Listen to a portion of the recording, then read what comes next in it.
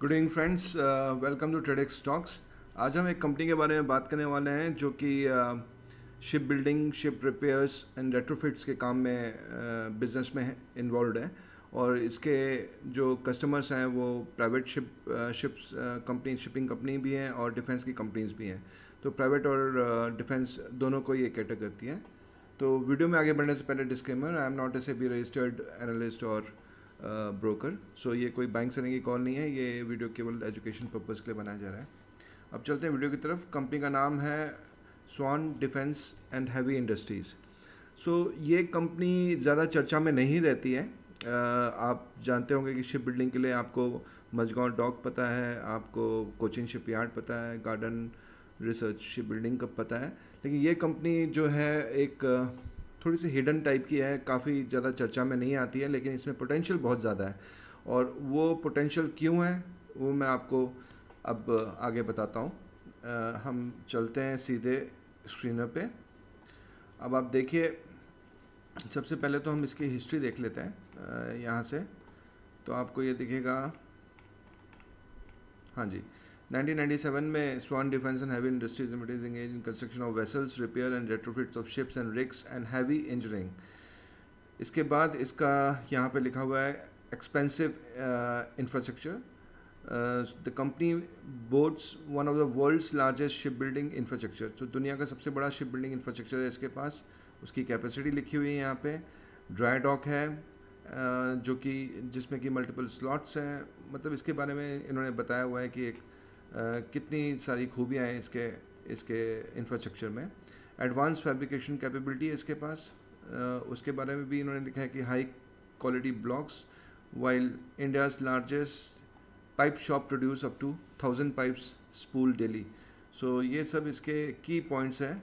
Extensive offshore fabrication facility, उसके बारे में भी इन्होंने यहाँ पे बताया हुआ है कि यहाँ पे लिखा है SDHI operates 750 by 265 meter offshore fabrication facility with a floor strength of over 25 tons per square meter, enabling the production of the large scale of offshore structures for the offshore wind and oil and gas sector. तो जो भी private companies हैं जो oil निकालती हैं समुद्र में, उनके पास उनको भी वेसल चाहिए होते हैं। वेसल्स जो कि की रिक्वायरमेंट होती है, जो क्रूड ऑयल आता है उसको अनलोड करने के लिए मिड सी में होता है ये सब, तो उसके लिए भी वेसल्स चाहिए होते हैं। तो जो भी ये प्राइवेट वेसल्स यूज़ करने वाली कंपनी है वो सब इसके कस्टमर हैं। डिफेंस तो ऑलरेडी ऑब्वियसली है।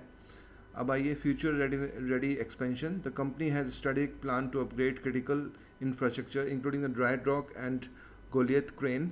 Investments in equipments and certifications are aimed at aligning with global standards and expanding shipbuilding and offshore. So ये बता रहे हैं कि इनका फ्यूचर प्लान में इसको स्ट्रेटेजिकली अपग्रेड करना चाहते हैं इनके क्रिटिकल इंफ्रास्ट्रक्चर को वर्ल्ड स्टैंडर्ड्स के साथ। शिप रिपेयर माइलस्टोन्स, इन्होंने एक माइलस्टोन अचीव किया है जिसमें कि एक शिप को रिपेयर करना था, जो कि इन्होंने बिफोर टाइम करके दिखाया है। तो ये एक वो इसी लास्ट अगस्त 24 में इनको मिला था लास्ट ईयर, जो कि इन्होंने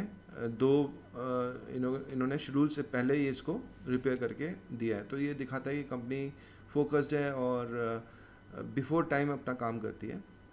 रिलेटेड पार्टी ट्रांजेक्शंस, ये इसमें ये हेजल इंफ्रा जो कंपनी है, इसने जो है स्वान डिफेंस और रिलायंस की जो नेवल एंड डिफेंस कंपनी थी उसको एक्वायर करने के बाद इस कंपनी को बनाया। मैं आगे दिखाता हूँ, इसके बारे में आपको बताऊँगा। अभी हम चलते हैं यहाँ पर। ये लिखा हुआ है कंपनी ने on January 2nd 2025 the company change its name from Reliance Naval and Engineering Limited to Swan Defence and Heavy Industries limited.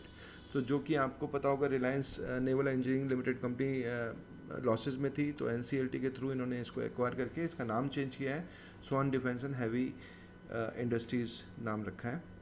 अब इन्होंने लिखा है company was unable to generate any revenue except other income which consisted of the interest income 4% and miscellaneous income of 96। तो अभी तक इस company की कोई इनकम जनरेट नहीं हुई, क्योंकि ये इन्होंने रेट्रोफिट किया है पिपावा पोर्ट में अपने फैसिलिटी को, जो इनकी एस्टेब्लिशमेंट है उसको इन्होंने रेनोवेट किया है, अपलिफ्ट किया है इंटरनेशनल स्टैंडर्ड्स के हिसाब से।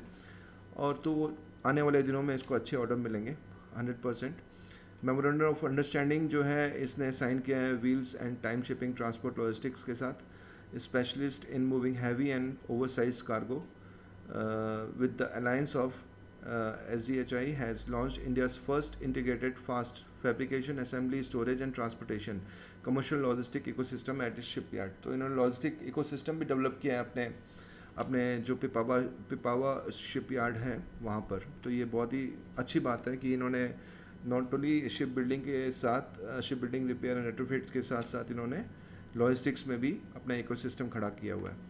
The company entered into a strategic MOU, Memorandum of Understanding, with Garden Research Shipbuilders and Engineering Limited on April 7, 2025। तो ये एक और अच्छी खबर है। The partnership aimed to jointly pursue opportunities in the construction of commercial vessels and offshore structures, catering to both global market and domestic maritime priorities। So इन्होंने ये भी बहुत अच्छी company garden research ship builders and engineering, उनके साथ MOU sign किया हुआ है वेसल कंस्ट्रक्शन के लिए, तो जो कि एक बहुत ही काबिल तारीफ चीज़ है। अब हम चलते हैं, इसमें कुछ और चीज़ें जो यहाँ नहीं दिखाई हैं, लेकिन अगर हम यहाँ चैट जीपीटी में डालते हैं तो इसके बारे में काफ़ी कुछ पता लगता है। तो जो Swan Defence and Heavy Industries, जैसे आपको पता है formerly known as Naval Reliance Naval Engineering covering future expansion plans, ये सब इसमें दिया हुआ है। The company is doing now turn around किया है, कैपेसिटी रीलॉन्च किया है पिपावा में। तो इन्होंने जैसे मैंने बताया ये इसको एक तरह से फेस लिफ्ट किया है, पिपावा गुजरात जो इनकी कैपेसिटी थी उसको इम्प्रूव किया और उसको टर्न अराउंड किया है। The yard is being revived with $500 million capital makeover. तो इन्होंने $500 million इसके मेकओवर में लगाए हैं और ये जो है एम कर रहे हैं कि large commercial ship builders building जैसे bulkers, tankers, gas carriers alongside defence work. तो आपको पता होना चाहिए कि अभी एक रिसेंटली बात हुई थी कि अमेरिका ने सैंक्शंस लगा दिए थे उन शिपिंग कंपनी पे जो हमारा क्रूड ऑयल रशिया से इंडिया ला रही थी। इससे काफ़ी logistic you can say disturbance हुआ था और इंडिया जो है वो अब कोशिश कर रहा है कि हमारे पास हमारे खुद के ऑयल टैंकर्स हों जो कि हमारे देश की कंपनियां हों, उनके पास हों और वो जो है ऑयल रशिया से लाएं, तो हमें फ़र्क नहीं पड़ता उनके सैंक्शन से। तो ये क्योंकि अब देखिए किसी और कंट्री की अगर वो टैंकर्स की कंपनी है वो इंडिया के अलावा और भी 50 कंट्रियों को कैटर कर रही होगी, लेकिन अगर उस पर US सैंक्शन लगाता है तो सिर्फ एक इंडिया के लिए वो अपने बाकी 50 कस्टमर्स को तो नहीं निराश करेंगी। तो इसलिए वो हमारा ऑयल जो है रशिया से इंडिया लाने के लिए मना कर सकती है। तो इसी को ओवरकम करने के लिए गवर्नमेंट ऑफ इंडिया भी फोकस कर रही है कि हमारे पास ये फैसिलिटी होनी चाहिए कि हम खुद के अपने बड़े ऑयल टैंकर्स जो होते हैं मदरशिप्स कहते हैं उनको, हज़ारों टन के होते हैं, बहुत बड़े साइज़ में होते हैं। तो वो उसके लिए काफ़ी बड़ा इन्वेस्टमेंट चाहिए होता है बनाने के लिए, तो वो ये डेवलप कर रही है। तो मेक इन इंडिया का इनिशिएटिव भी इसके साथ इसको सपोर्ट कर रहा है। तो इसके बारे में थोड़ा सा आपको बताना ज़रूरी था कि लॉजिक क्या है इसके बारे में और ये क्यों बढ़ेगा, क्योंकि हमें अपना इंडिपेंडेंट होना है अपने ऑयल कैरियर्स के नज़रिए से। Infrastructure India's largest integrated shipyard, तो इंडिया का सबसे बड़ा शिपयार्ड है, उसका साइज़ यहाँ पे दिया हुआ है। अब आप देख सकते हैं एक्सपेंशन प्लान्स, MOU साइन किया है garden research ship builders and engineers के साथ तो jointly pursue commercial vessels offshore, ये आपको बता चुका हूँ। ये एक और चीज़ है जो वहाँ नहीं लिखी थी, वेरेक्स इमेजिंग एग्रीमेंट, ये कंपनी के साथ इन्होंने exclusive manufacturing high energy cargo and vessel inspection scanner system. तो ये जो हाई वेसल्स होते हैं उसको स्कैन करके इंस्पेक्शन सिस्टम का एक जो है ये इन्होंने इसके साथ एक्वायर किया है वेरेक्स इमेजिंग एग्रीमेंट के साथ, जो कि एक काफ़ी अच्छी चीज़ है। और यहाँ पे ये भी लिखा है adjacent diversification that leverages heavy engineering capacity and make in India. तो जैसा मैंने आपको बताया मेक इन इंडिया इनिशिएटिव के साथ ये जा रही है। रिपेयर रेट्रोफिट्स आपको मैं ऑलरेडी बता चुका हूँ। इन्होंने ये जो था ICG OPV सजग रिफिट अहेड ऑफ शेड्यूल, तो ये जो शेड्यूल से पहले इन्होंने इसको ठीक करके हैंड ओवर कर दिया है, तो जो कि एक काबिल तारीफ़ है। उसके बाद हम चलते हैं आगे, इसमें लिखा है एक्वायर्ड बाय इंसॉल्वेंसी। तो जैसे मैंने बताया कि इन्होंने ऑलरेडी एक्वायर किया था रिलायंस जो कंपनी है रिलायंस डिफेंस एंड नेवल, और उसके बाद इसको रजिस्टर किया है, ये वही बात रिपीट की इन्होंने। ये तो तीनों चीज़ें मैंने आपको ऑलरेडी अभी बता दी है, industrial security system and all. Financial report अभी इसमें लिखा हुआ है कि इनका लास्ट ईयर लॉस था 51 करोड़, अब की बार है 31 करोड़, तो लॉस कम किया है इन्होंने। लेकिन अभी क्योंकि अभी ये काम शुरू करेगी, इसको ऑर्डर्स मिलेंगे, तो अपने आप चीज़ें आगे बेहतर होती जाएंगी। यहाँ पे लिखा हुआ है इसके बारे में कि अगस्त 2024 में इन्होंने $500 मिलियन का यार्ड मेकओवर प्लान किया था। दिसंबर और फेब तक में ऑपरेशन रिज्यूम कर लिया गया, जहाँ पे इन्होंने ये जो मैंने बताया एक रेट्रोफिट का काम इनको मिला था, जिसको बिफोर सजग जो है रेट्रोफिट का जो काम मिला था उसको बिफोर टाइम इन्होंने हैंड ओवर किया। जनवरी में इन्होंने लिखा है कि इसको रीनेम किया गया है Swan Defence and Heavy Industries Limited. और उसके बाद इन्होंने MOU साइन किया अप्रैल में ही इसी साल गार्डन रिसर्च शिप बिल्डर्स के साथ। और अगस्त में ये अभी की डील है जो कि इन्होंने वेरेक्स इमेजिंग डील की है, वेरेक्स इमेजिंग के साथ इंस्पेक्शन के लिए, cargo and vehicle inspection system. Future plans इसके revamp of commercial ship building, scaling, repair, refit, diversify into security inspection system and manufacturing with Verex. Expansion enable $500 million जो मैंने बताया, largest dry dock and heavy fabrication footprint in India. Order book अभी तक नहीं है क्योंकि काम अभी चल रहा है, ऑर्डर आएंगे। तो ये पूरा कंप्लीट इन्फॉर्मेशन है इस कंपनी के बारे में। अब आते हैं फाइनेंशियल स्नैपशॉट के बारे में। तो आप यहाँ देख सकते हैं कि इसका टोटल मार्केट कैपिटलाइजेशन 1868 करोड़ है, जो कि काफ़ी कम है और काफ़ी अच्छे से बढ़ जाएगा। करंट प्राइस का 354 है, बुक वैल्यू इसकी पॉजिटिव है, अच्छी बात है। आरओसी नेगेटिव होगा क्योंकि प्रॉफिट्स आ नहीं रहे अभी, ये काम अभी इसने अच्छी तरह से शुरू नहीं किया है। और पी इसका 51 है, उससे अभी इन सब चीज़ों से अभी इतना वैल्यू नहीं है। लेकिन इसका हाई लो आप देख सकते हैं, 36 रुपये पे रिलीज हुई थी और 372 इसका हाई है, अभी 354 चल रही है। अब हम नीचे आते हैं, ये इसका ग्राफ है, आप देख सकते हैं कि जनवरी 21 को ये 36 रुपये पे थी और आज पहुंच चुकी है ये 372 पे। ठीक है, तो यही चीज़ मैं बोला था। और वीक में एक ही दिन ट्रेड होती है, मंडे, एक हफ्ते में सिर्फ मंडे को ट्रेड होती है ये। तो आप मंडे को इसमें जिसको भी अपने फाइनेंशियल एडवाइजर से बात करके अगर आपको एंट्री लेनी है तो आप इसमें मंडे को ले सकते हैं। यहाँ इसकी पीयर कंपनीज है, जैसे मैंने आपको बोला, Cochin shipyard, Haryana ship builders, Mazagon dock और गार्डन रिसर्च शिप, और ये सब इसकी पीयर कंपनीज हैं। आप इसके बारे में भी देख सकते हैं। सेल्स इसकी अभी जैसे मैंने बोला 0 है, आएगी बाद में। यहाँ पे इन सब चीज़ों का कोई मतलब नहीं है। इसकी इक्विटी अच्छी है 53 करोड़।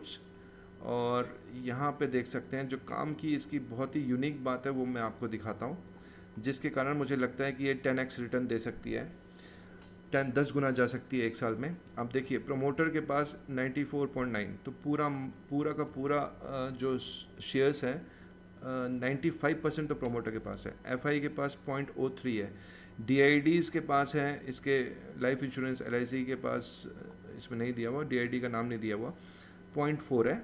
अच्छा, पब्लिक के पास आप देखिए केवल बचता कितना है, 4.66, जिसमें से 1% विस्त्राक ITCL इंडिया लिमिटेड, ये कोई कंपनी होगी, उसने 1% उठाया हुआ है। तो अब आप ये सोच सकते हैं कि 96% शेयर्स, अराउंड 95% शेयर्स इसके ऑलरेडी जो हैं वो बुकड हैं with the strong hands promoter FIDI। Public के पास जिन शेयरों में ट्रेडिंग होती है जो मार्केट में अवेलेबल है वो है 4.66, जो कि बहुत ही कम है। और 4.66% अगर आप 53 करोड़ इक्विटी की निकालेंगे तो वो अराउंड कितना आएगा आप सोचिए। अगर 53 करोड़ का 10% निकालते हैं तो 5 करोड़ आती है। तो ये 4 करोड़, कम से कम 2.4 करोड़ शेयर्स इसके अवेलेबल है मार्केट में जिसमें ट्रेडिंग हो रही है।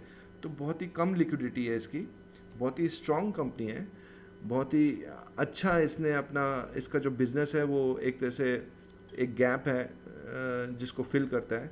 जैसे मैंने आपको बताया कि हमारे पास कोई ऐसी कंपनी चाहिए थी जो कि ऐसे ऑयल टैंकर्स और शिप रिपेयर्स का काम करे, तो ये कंपनी उस गैप को भी फिल कर रही है। तो ये आने वाले वक्त में एक अच्छी मल्टीबैगर साबित होगी। तो बाकी इसके बारे में और भी कोई न्यूज़ आएगी तो आप भी मुझे शेयर करिएगा, अगर आपको कुछ पता लगता है और मुझे पता लगेगा तो मैं आपसे शेयर करूँगा डेफिनेटली। इसको रडार में रखिए, लेना नहीं लेना तो बात की चीज़ है, लेकिन हमें हमें ये प्रैक्टिस करनी चाहिए कि हम ऐसे स्टॉक्स को उस समय चूज़ करें, उस समय ढूंढें, उस समय पता करें जब वो इतना बड़े नहीं हैं, और आगे 2-3 साल में जाके वो मल्टी बैगर साबित होते हैं या एक बड़ी कंपनी बनते हैं। तो इस कंपनी में मेरे को पोटेंशियल लगता है। तो आप भी इसको रडार में रखिए, मैं भी इसको रखता हूँ, और जब भी कोई न्यूज़ मिलेगी तो एक दूसरे शेयर करेंगे। Thank you so much. और इसी तरह के स्टॉक देखने के लिए आप मेरे चैनल को विजिट कर सकते हैं। Thank you for your time. Have a great day. जय हिंद।